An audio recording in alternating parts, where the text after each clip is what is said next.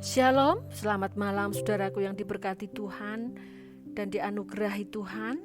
Kiranya saudara semua di dalam berkat Tuhan dan di dalam perlindungan Tuhan dan senantiasa sehat di dalam perlindungan Tuhan. Mari kita mendengarkan renungan firman Tuhan dan menaikkan syafaat kita kepada Tuhan sebelum kita beristirahat pada malam hari ini. Mari kita mengawali dengan doa. Bapa di dalam surga, dipermuliakanlah nama-Mu ya Tuhan. Kami mengucap syukur kepadamu ya Allahku di dalam nama Tuhan Yesus Kristus atas perlindungan Tuhan sepanjang hari ini. Saat ini kami akan merenungkan firman-Mu. Mari Bapa bimbing kami supaya kami boleh mengerti, memahami dan melakukan serta mewartakan dengan setia akan kebenaran firman-Mu. Dalam nama Tuhan Yesus kami berdoa dan mengucap syukur.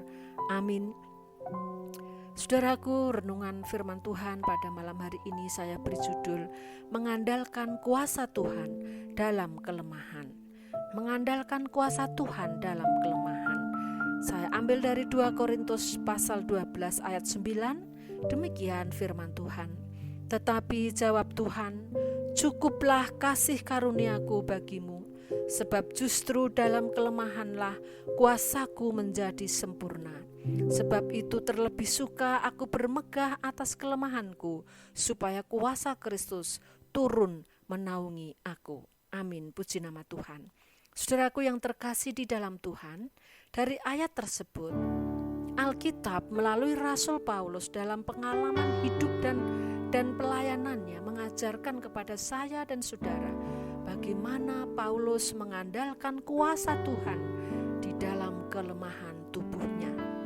Ya, dalam ayat-ayat sebelumnya, Paulus sebenarnya pelayan Tuhan yang besar, pelayan yang pintar, yang cerdas, yang teliti, dan mendapatkan penyataan yang besar dari Tuhan.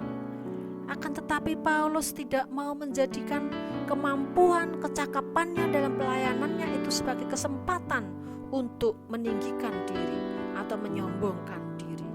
Dalam kejayaan pelayanan Paulus, dia mengungkapkan bahwa ada kelemahan yang Tuhan izinkan dia alami di dalam tubuhnya, yang dia sebut duri dalam daging, yang dia sebut utusan Injil yang menggocoh dia.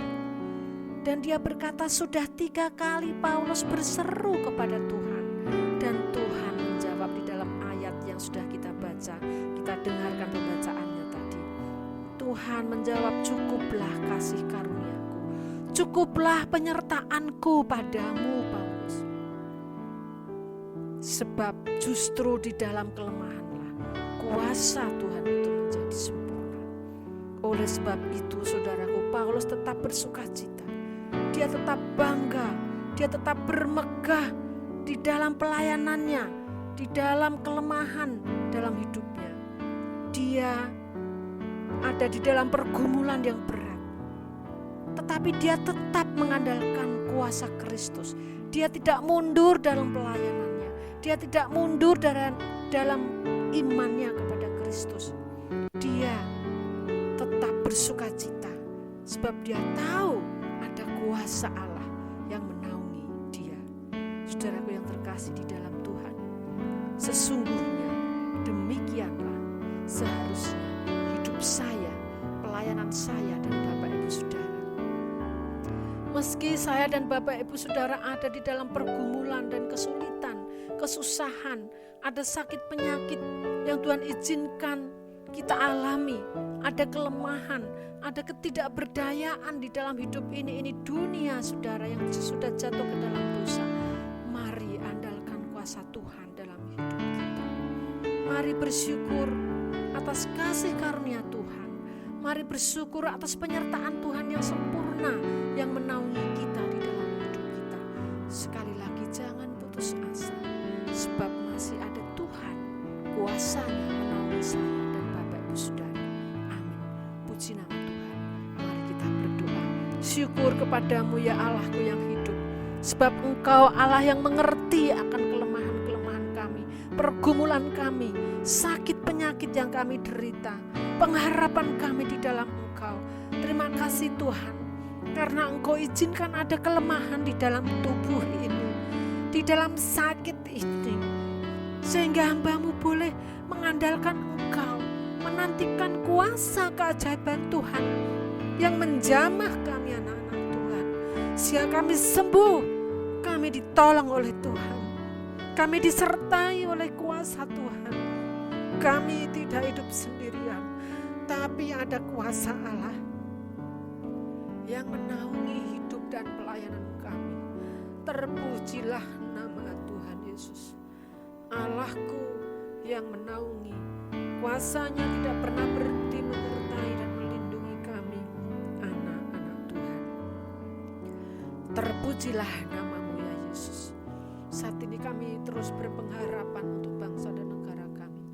Terima kasih untuk Bapak Presiden kami yang mencintai rakyat begitu luar biasa. Berkatilah Bapak Presiden kami, lindungilah beliau beserta dengan keluarganya, jajaran kementerian Pas Pampres yang setia menjaga beliau.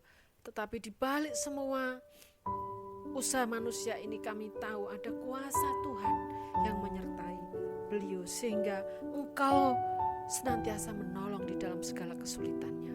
Kami berdoa untuk semua pemimpin, Bapak Gubernur, para bupati, wali kota, kepala desa, profesional yang bekerja Tuhan, kiranya Engkau menolong TNI, Polri, beri mereka semua hikmat Tuhan, hidup takut akan Tuhan, memimpin dengan takut akan Tuhan, supaya mereka diberkati Tuhan, dirahmati Tuhan, senantiasa naik di dalam jabatannya dan dipakai oleh Tuhan. Terima kasih Tuhan, terpujilah Engkau. Tidak lupa kami menyerahkan istirahat kami malam hari ini ya Tuhan. Kami percaya bahwa kuasa-Mu senantiasa ada di tengah-tengah kami ya Allahku. Engkau menyertai kami, menaungi kami, sehingga kami boleh bangun besok pagi dengan tubuh yang sehat di dalam perlindungan Tuhan, di dalam berkat nama Allah Bapa, Putra dan Roh Kudus. Satu nama Putra Tunggalnya Tuhan Yesus Kristus, kami berdoa dan mengucap syukur. Amin. Puji nama Tuhan. Bapak Ibu Saudara, selamat beristirahat. Tuhan Yesus memberkati.